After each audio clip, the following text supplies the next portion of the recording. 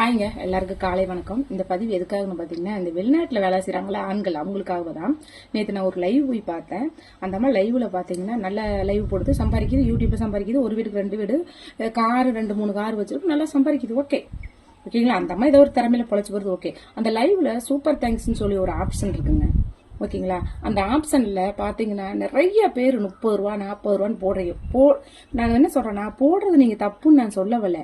அது யாருக்கு போடுறங்கிறத முதல்ல பார்த்து போடுங்க. ஒரு ஊனமற்றவங்க ஒரு லைவ் போட்டிருந்தா கூட நீங்க போடலாம். அந்த மாதிரி ஜிகுன்னு மேக்கப் போட்டு கழுத்தனையா நகையை போட்டுட்டு ஃபுல்லா மேக்கப் போட்டுட்டு லைவ் போடுது. அந்த மாவுக்கு நீங்க இப்படி பண்றீங்க. அந்த 30 ரூபா மட்டும் இல்லைங்க, சிவராமன் சொல்லி ஒரு ஐடியில பாத்தீங்கன்னா அவரு 250 ரூபா போடுறாருங்க. அதுக்கப்புறம் 5 டைம் போடாரு. அப்ப 1250 ரூபாய் ஆச்சு.